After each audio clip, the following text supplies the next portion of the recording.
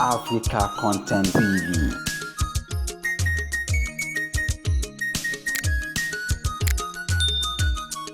To mass, volume of mass and speed in 2 times. Ó jẹ́ ká mọ̀ pé tí ẹ bá kú tó tán. Àti energy. Nǹkan tó ń jẹ́ energy. Nǹkan tó lè sa eré bí ìmọ̀lẹ̀ sí máa ń sáré tó lè sa times 2. Speed of light is about 128,000 km per second. Tabari energy kan àbí òyìnbó ṣe kíní kan tó lè sa kíní yẹn times 2. Tẹ́mi bá jábọ̀ yóò lé ẹ̀mí ẹ̀ bá. Onílọ. That's how far. Jẹ́ ká lè sọ pé nǹkan báyìí tá à ń ṣe. A ní láìpẹ́ tá à ń kọ́ sínú Ìlọrin ní Kwara State College of Arabic and Islamic Legal Studies. Ó dà tí bó ṣe mú kí ìyẹn àpèmọ́sọ̀rọ̀ tó bóyá bíi 5. Màá kàn lò tí màá dìde fún àwọn àlọ́ torí kò bá mi lójijì. Ọ̀nà yẹn wá pọ̀ lójoojúmọ́ débi pé ojoojúmọ́ náà là ń ṣe èèyàn. Wọ́n bá ní bí òde bíi 6 tó bẹ́ẹ̀ lọ lé ní ẹ̀sìn bá bí 3 lẹ́yìn báyìí so a máa ṣẹ̀yìn so tó bá dalẹ̀ a máa ní ẹ dáríjì wá.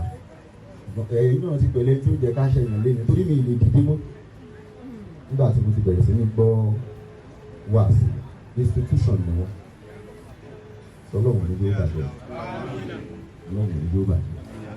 A rí nínú àwọn tí wọ́n torí ìdílé bí bàbá wa Bello ṣe jẹ́ tí wọ́n dá a sí wa débi pé tá a bá gbóhùn wọn nǹkan gbọ́dọ̀ ṣe wá lẹ́yìn kàkà wọn lọ. So bẹ́ẹ̀ náà lẹ́yìn tó bá máa ń wá sí program wọn lọ́dọọdún náà máa mọ̀ pé ìpínlẹ̀ ṣe fún ẹ̀kọ́ òun lè sí nítorí ìdí ọlọ́wọ́n ní yóò bàjẹ́.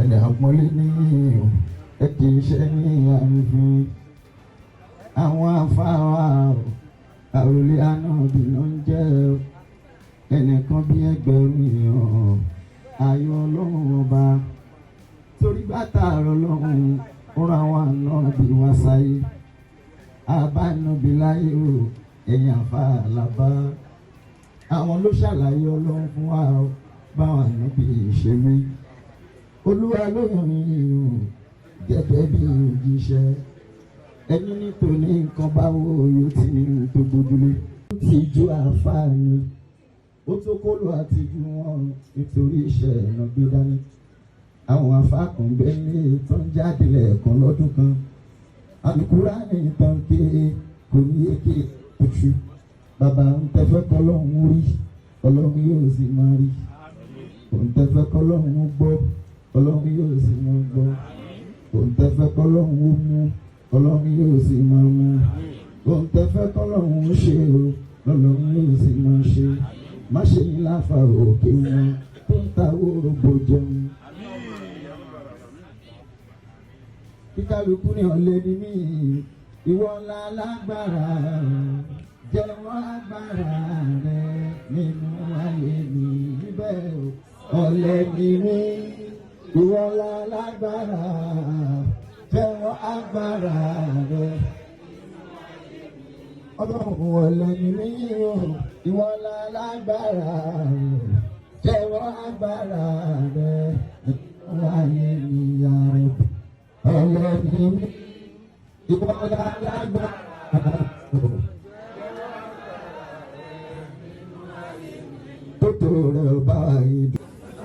Wọ́n ní ká gbé olórí tíátà tó wà ń bí youngest boy láàrin wa ń bí when I grow up I want to be like you.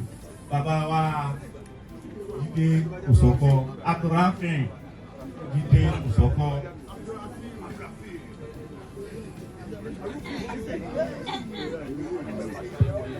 Ìjọ́rò kan máa ń sábà wáyé ìyẹn ní ká kọ́kọ́ yànnà náà ṣe rí títì ń wà nù àsopọ̀ àwọn ọmọ kẹta rẹ̀ I disagree absolutely ṣe rí kọ̀ọ̀kan nù wọn big institutions ni wọn wá débi corporate àwọn abẹ́ síta ní on behalf of market ní ìbò à ń ṣe ọ̀dẹ̀ ń bí náà gbogbo ojú gbogbo wa ló clear àdèmọ̀ nǹkan tó kè ṣé ká ṣe báyìí on behalf of all the artists here ṣé ó yẹ kó rí bẹ́ẹ̀ òjò ni we disagree absolutely. Ẹ wo corporate máa bọ̀ sẹ́ẹ̀ ṣáwa ṣì dàmú lóhùn náà wàá bọ́ gbangba wàá sọ tiẹ̀ ni má gọ síbi kankan kó ní ká.